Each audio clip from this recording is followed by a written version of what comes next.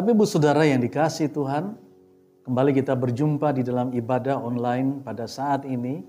Saya percaya dimanapun kita berada, Tuhan hadir bersama-sama dengan kita.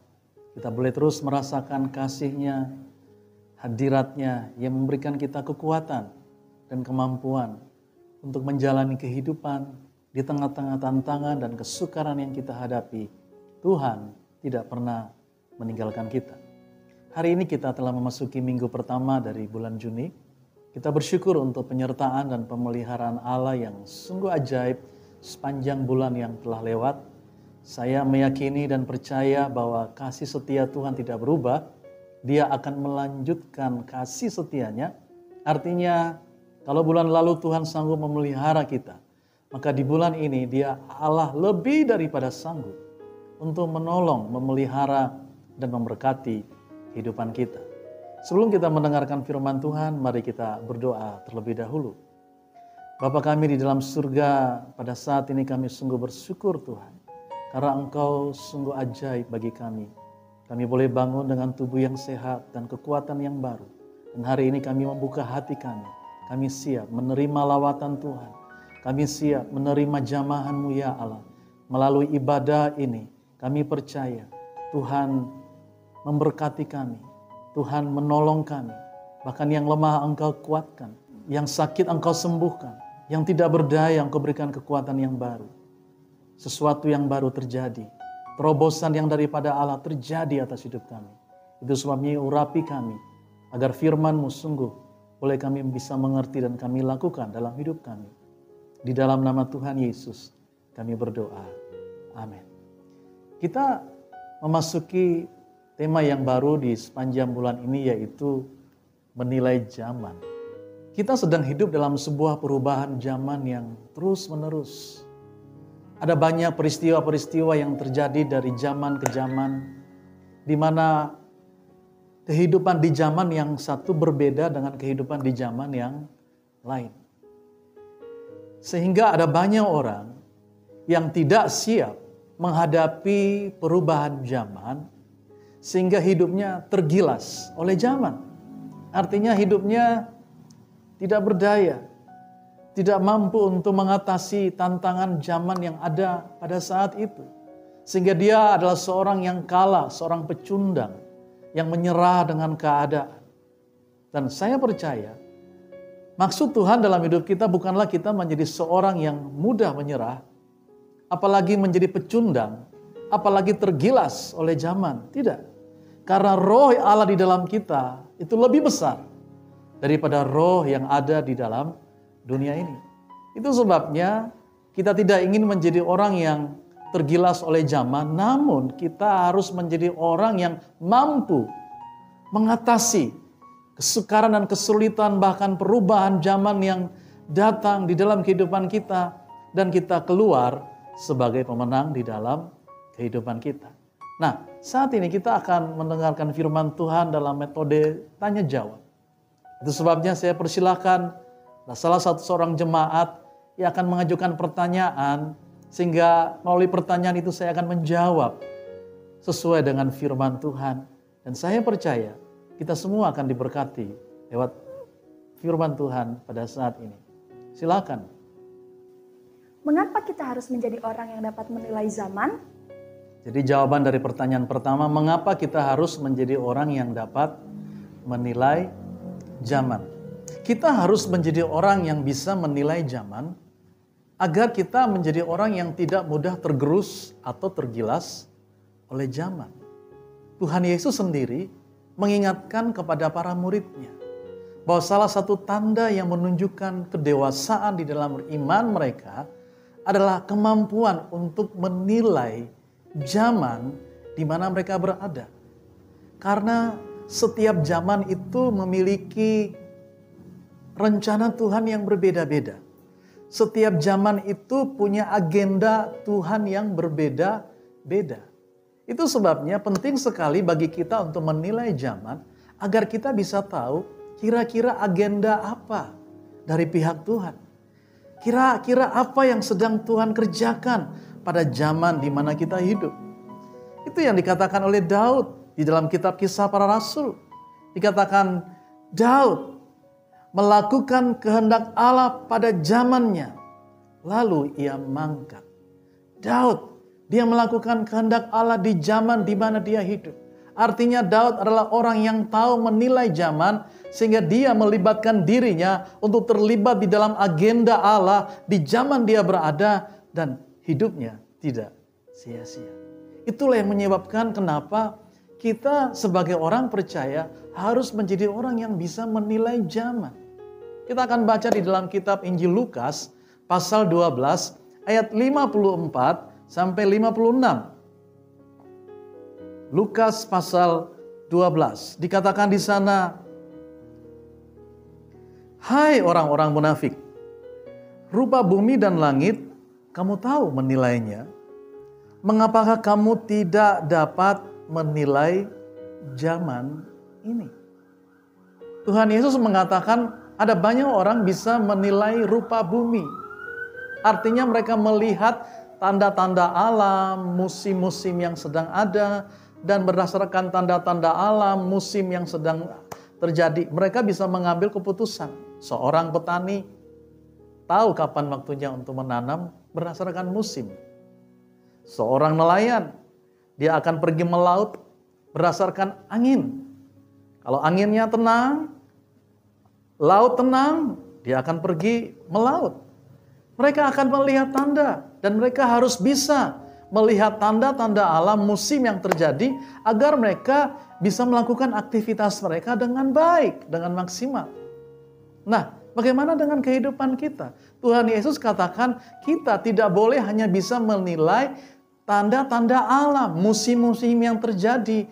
Namun kita juga harus tahu bahwa dalam setiap zaman Tuhan punya maksud, Tuhan punya cara untuk bekerja dan menggenapi semua rencana Allah.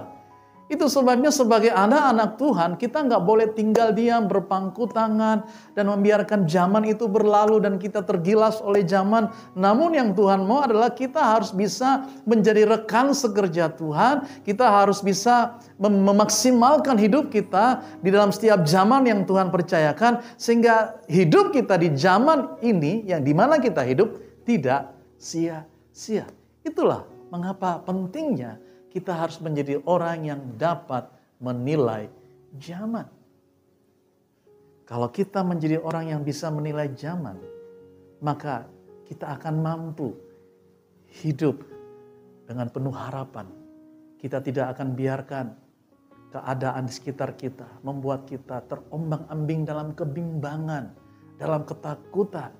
Tapi justru sebaliknya, kita melihat ada peluang yang Tuhan berikan dalam hidup kita. Sehingga di dalam setiap zaman, apapun keadaan zaman itu, tetap kita bisa survive, kita bisa hidup, kita bisa berdampak, kita bisa melakukan yang terbaik bagi Tuhan. Kenapa? Karena kita bisa menilai zaman dan kita bisa bekerja sama dengan Roh Kudus. Sehingga di tengah-tengah krisis itu, justru hidup kita melihat Tuhan bekerja dengan luar biasa. Membuat hidup kita tidak lagi sama, tapi hidup kita menjadi berkat bagi banyak orang. Itulah maksud Tuhan. Kenapa kita harus bisa menilai zaman dalam hidup kita? Apa kita harus percaya bahwa akhir zaman dan kiamat itu benar-benar ada? Jika ya, dari mana kita mengetahuinya?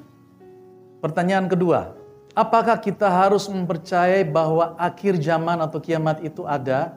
Dari mana kita mengetahui? Ya, betul. Sebagai orang percaya, kita harus sungguh-sungguh mengerti bahwa akhir zaman itu ada.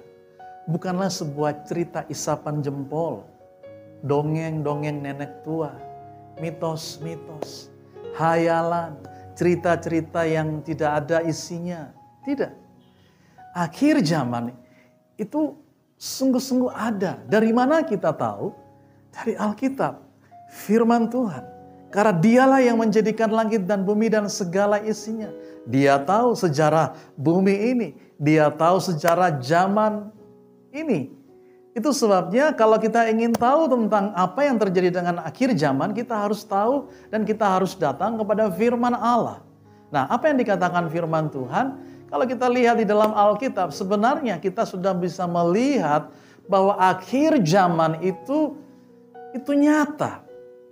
Ada beberapa contoh di mana dalam kehidupan manusia beberapa kali, setidaknya 2 kali, itu mengalami peristiwa seperti datangnya akhir zaman atau kiamat. Peristiwa yang pertama adalah peristiwa ketika air bah melanda bumi ini. Itu ditulis dalam Matius pasal 24 ayat 37 sampai ayatnya yang ke-39. Sebab sebagaimana halnya pada zaman Nuh, demikian pula halnya kelak pada kedatangan Anak Manusia. Sebab sebagaimana mereka pada zaman sebelum air bah itu makan dan minum, kawin dan mengawinkan, sampai kepada hari Nuh masuk ke dalam bahtera, dan mereka tidak tahu akan sesuatu sebelum air bah itu datang dan melenyapkan mereka semua. Demikian pula lah halnya kelak pada kedatangan Anak Manusia. Cerita ini mengisahkan bagaimana air bah datang pada zaman Nuh. Orang-orang makan dan minum, kawin mengawinkan, sibuk dengan urusan dirinya sendiri. Mereka tidak mempersiapkan diri mereka. Dan tiba-tiba, seperti yang Tuhan sudah firmankan, akan datang air bah. Dan janjinya digenapi. Dan seluruh bumi dipenuhi dengan air. Sehingga semua makhluk hidup yang ada di bumi itu mati. Kecuali Nuh bersama keluarganya. Dan hewan-hewan yang masuk di dalam bahtera. Itu saja yang hidup. Selebihnya semuanya mati. Ini merupakan peristiwa akhir zaman yang dituliskan di dalam Alkitab. Di mana seluruh bumi tidak ada yang hidup selain Nuh dan keluarganya. Peristiwa yang kedua yang dicatat oleh Alkitab adalah peristiwa Sodom dan Gomora. Peristiwa itu dicatat di dalam Lukas pasal 17 ayat 28 sampai 33. Demikian juga seperti yang terjadi di zaman Lot. Mereka makan dan minum, mereka membeli dan menjual, mereka menanam dan membangun. Tetapi pada hari Lot pergi keluar dari Sodom, turunlah hujan api dan hujan belerang dari langit dan membinasakan mereka semua. Kota Sodom dan kota Gomora dilalap api. Tidak ada yang hidup. Ini menunjukkan bahwa suatu gambaran bahwa datangnya akhir zaman di mana orang-orang tidak lagi hidup karena musibah, karena bencana. Peristiwa-peristiwa yang menyebabkan manusia tidak lagi bisa melanjutkan kehidupan mereka. Yesaya juga menubuatkan hal yang sama. Daniel menubuatkan hal yang sama tentang akhir zaman. Artinya kalau ada orang yang bertanya, apakah akhir zaman itu ada? Ada. Alkitab telah menunjukkan bahwa akhir zaman itu ada. Coba kita baca satu ayat saja dalam Yesaya pasal 24, ayatnya yang pertama. Ini gambaran yang dikatakan oleh Yesaya tentang apa yang akan terjadi tentang bumi ini. Yesaya pasal 24 ayat pertama. Sesungguhnya Tuhan akan menanduskan bumi dan akan menghancurkannya, akan membalikkan permukaannya dan akan menyerahkan penduduknya. Sudah bayangkan satu kali bumi ini akan tandus, dihancurkan, diputar balikan sehingga orang-orang yang diam di bumi akan sengsara. Akan terserak, bahkan banyak yang meninggal. Itulah yang akan terjadi dengan bumi ini. Artinya akhir zaman itu ada. Dan inilah gambaran akhir zaman itu datang. Yesus ketika dia datang ke dunia ini, dia mengajarkan kepada kita, kepada para muridnya, apakah tanda-tanda akhir zaman itu. Kita bisa baca di dalam kitab Matius pasal 24. Di sana dituliskan ada banyak tanda-tanda bahwa akhir zaman itu sungguh-sungguh ada. Perang, bangsa melawan bangsa, kelaparan, bencana alam, sakit penyakit, kelaparan, kemiskinan, penderitaan, kejahatan yang merajalela.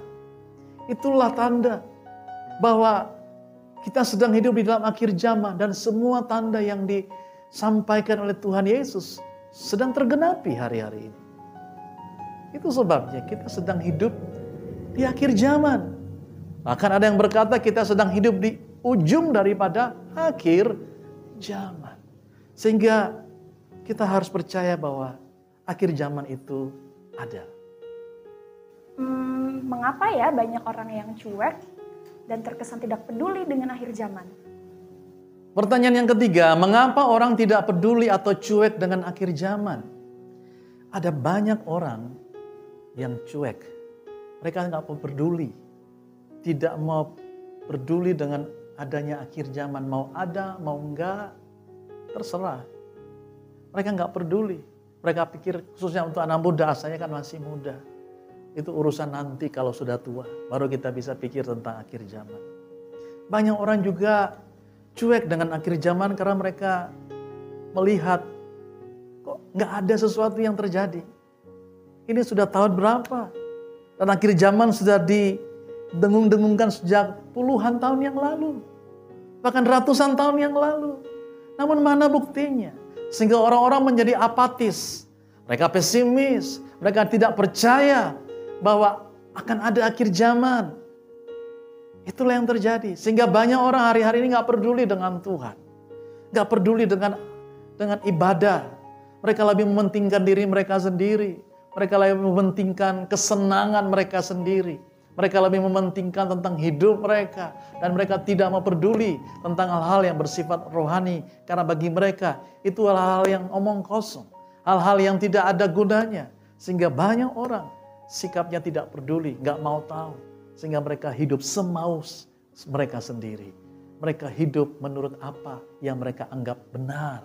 Mereka hidup menurut apa yang mereka anggap itu yang mereka mau.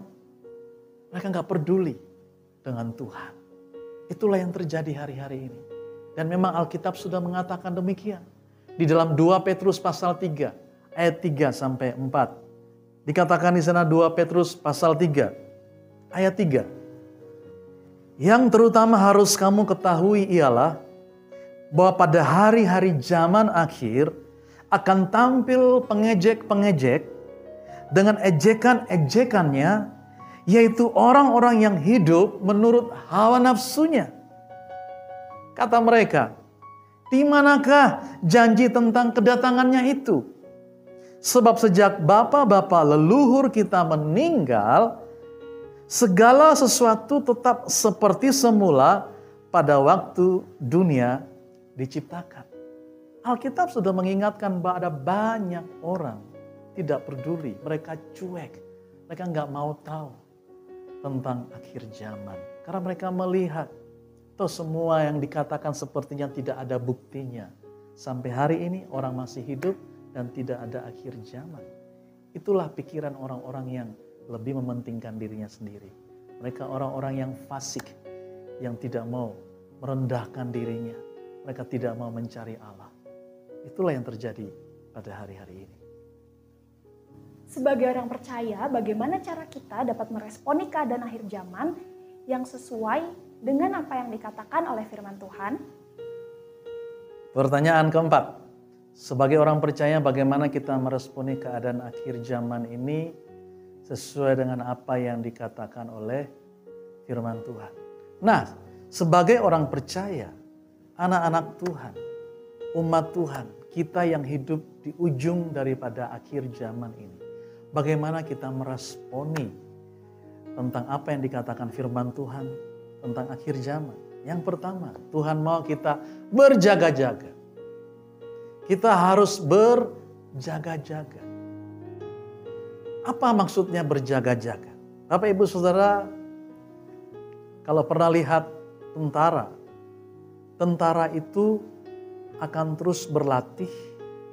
Ada atau tidak ada perang, mereka harus terus berlatih. Berlatih kebugaran fisik, dilatih mentalnya, dilatih skillnya di dalam berperang. Mereka harus berlatih setiap hari. Mereka punya jadwal-jadwal latihan yang ketat. Pagi mereka lakukan apa? Siang mereka lakukan apa? Sore mereka lakukan apa? Mereka berjaga-jaga sekalipun negara dalam keadaan aman. Tapi ketika mereka berjaga-jaga, mereka siap. Kalau sewaktu-waktu mereka diutus untuk pergi ke satu tempat untuk mengamankan tempat itu dari serangan negara lain atau dari kelompok orang bersenjata, mereka harus siap. Dan mereka sudah siap karena mereka berjaga-jaga. Mereka sudah terlatih sehingga kapanpun mereka disuruh untuk pergi ke medan perang, mereka sudah siap.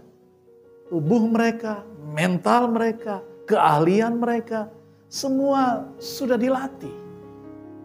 Karena apa? Mereka berjaga-jaga. Demikian pula dengan kehidupan kita. Tuhan mau supaya kita ini berjaga-jaga. Kenapa? Karena latihan tubuh itu terbatas gunanya. Ya, walaupun ada gunanya, kita berolahraga ada gunanya. Namun beribadah kepada Tuhan itu gunanya itu sangat besar. Itu sebabnya firman Tuhan mengingatkan kepada kita agar jangan kita hanya melatih tubuh kita saja. Artinya kita cuma mementingkan kepentingan jasmani kita. Namun terlebih lagi juga kita harus mementingkan kebutuhan rohani kita. Sehingga orang yang berjaga-jaga adalah orang yang selalu berlatih dalam kehidupan iman mereka. Bagaimana caranya? Tiap hari dia tahu apa yang harus dia lakukan. Saat teduh bersama dengan Tuhan, mengawali hari bersama dengan Allah. Ya, besok juga dia bangun, dia saat teduh, dia berjaga-jaga, dia membangun relasi dengan Tuhan, dia membangun suatu kehidupan yang beribadah. Dia tahu kapan dia harus beribadah kepada Tuhan. Dia membangun relasi dengan Tuhan. Dia tahu kapan dia harus merenungkan firman Allah, sehingga dia mengkondisikan hidupnya itu dekat dengan Tuhan. Nah, orang yang berjaga-jaga adalah orang yang konsisten di dalam hidup rohani mereka. Di dalam melakukan apa yang harus dia lakukan. Sehingga kalau satu saat Tuhan datang, dia sudah siap. Karena tiap hari dia sudah melatih hidupnya. Dia membangun hubungan dengan Allah.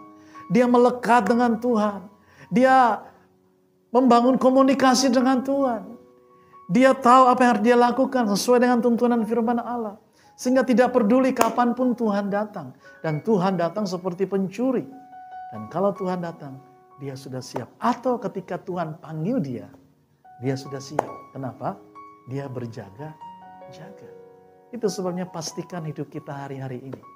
Di tengah-tengah kehidupan akhir zaman yang sedang kita hidupi. Kita harus terus berjaga-jaga. Artinya kita harus mengkondisikan hidup kita ini untuk konsisten di dalam membangun iman kita, membangun kerohanian kita, agar hidup kita tidak syarat dengan rupa-rupa hal-hal yang duniawi yang menguasai hati kita. Tetapi terlebih lagi hidup kita dikuasai oleh perkara-perkara rohani yang dari atas, kata firman Tuhan. Dan ini yang membuat hidup kita menjadi orang yang berjaga-jaga. Berjaga-jagalah senantiasa. Berjaga-jaga di dalam doa, berjaga-jaga dalam merenungkan firman Tuhan, berjaga-jaga dalam ibadah, berjaga-jaga untuk terus melayani, berjaga-jaga untuk hidup kita ini dipakai sebagai alatnya Tuhan. Berjaga-jaga. Pastikan hidup kita ini ada di dalam pimpinan Tuhan. Pastikan kita ada di dalam hubungan yang relasi yang dekat dengan Tuhan. Pastikan setiap hari kita membangun komunikasi dengan Tuhan. Hubungan pribadi dengan Allah. Pastikan itu. Karena itulah tandanya orang berjaga-jaga. Dia menjaga hatinya. Dia menjaga hidupnya. Dia menjaga motivasinya. Dia menjaga agar dia tidak kehilangan arah dalam hidupnya. Dia jaga asa atau harapan. Supaya dia tidak kehilangan harapan. Dia jaga adalah sukacita. Agar damai sejahtera itu melimpah di dalam hidupnya. Dia menjaga supaya dia tidak menyimpang dari kebenaran. Tapi hidup benar. Sesuai dengan firman Tuhan. Berjaga-jaga senantiasa. Karena Tuhan datang itu seperti pencuri. Kita nggak tahu kapan dia datang. Namun kalau kita sudah berjaga-jaga, kapanpun Tuhan datang. Kapanpun kita dipanggil Tuhan, kita sudah siap. Karena kita sudah berjaga-jaga. Amin, Bapak Ibu Saudara. Berjaga-jaga terus. Jangan izinkan keadaan dunia ini menarik kita untuk jauh daripada Allah. Justru sebaliknya, ketika kita menjadi orang yang tahu menilai zaman, sedang apa Tuhan hari ini, apa yang Tuhan mau dalam hidup kita hari ini, kita harus terlibat bersama-sama dengan Tuhan, bekerja sama dengan Tuhan untuk menggenapi rencananya di dalam hidup kita. Jangan menjadi orang yang cuek, yang berkata, itu urusan pendeta, itu urusan orang-orang yang ada di gereja. Saya mah orang biasa. Enggak. Setiap kita dipilih, dipanggil, dan dikuduskan untuk melakukan pekerjaan-pekerjaan yang besar yang dari Allah. Sehingga nama Tuhan dimuliakan. Yang kedua, bukan cuma berjaga-jaga. Kita harus memelihara iman kita. Karena firman Tuhan berkata, kalau aku datang jangan sampai aku tidak menemukan iman di bumi. Artinya ketika Tuhan datang, apakah ada iman dalam hati kita? Itu sebabnya kita harus menjaga iman kita dan membiarkan iman kita bertumbuh. Dan kadang-kadang dan Tuhan bisa memakai persoalan, krisis, tantangan itu menjadi sebuah tempat di mana iman kita bertumbuh dengan baik. Ya, iman kita akan bertumbuh ketika kita menghadapi tantangan, pergumulan, dan persoalan. Di sanalah kita belajar untuk mengandalkan Allah. Dan kita melihat bahwa Tuhan lebih besar dari semua yang kita hadapi. Dia lebih besar dari masalah kita. Dia lebih besar dari penyakit kita. Karena bagi Tuhan tidak ada yang mustahil.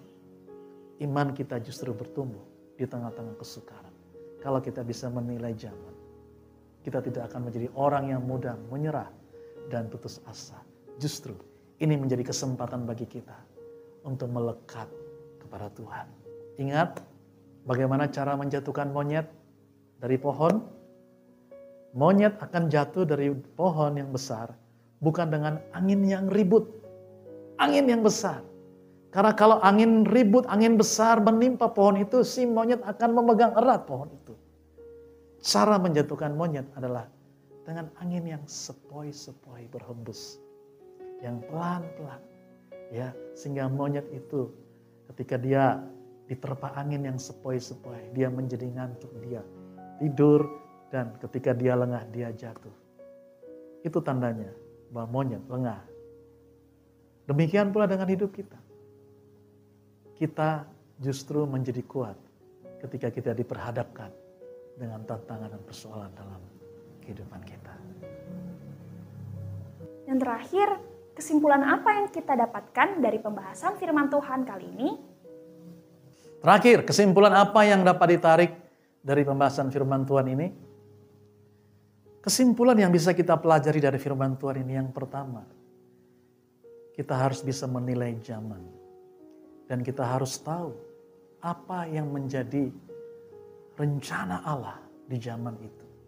Seorang yang bernama Arthur Wallis, seorang penulis buku yang terkenal, yang kutipan-kutipan bukunya seringkali dikutip oleh orang-orang. Dia berkata begini, keberhasilan atau orang yang sukses adalah orang yang tahu apa maksud Allah pada zaman di mana dia hidup. Dan ketika dia tahu apa maksud Tuhan dan rancangan Tuhan di zaman di mana dia hidup, dia ceburkan dirinya, dia libatkan dirinya dalam rancangan Allah. Di hadapan Allah, dia adalah orang yang berhasil.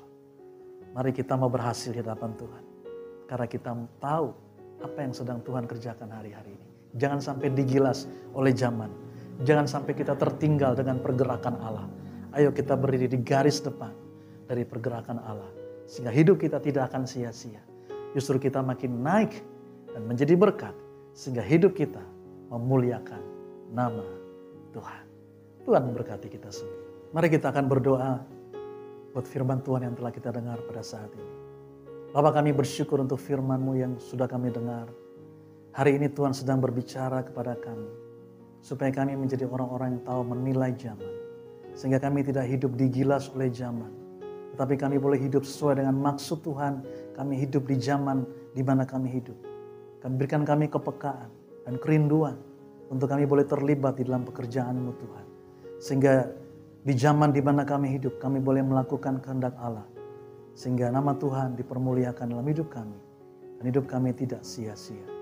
Berkati seluruh jemaat-Mu Tuhan, setiap kami yang telah mendengarkan firman Tuhan ini, biarlah Engkau yang membawa kami terus masuk dalam rencana-Mu. Di dalam nama Tuhan Yesus, kami sudah berdoa dan mengucap syukur untuk firman-Mu. Amin.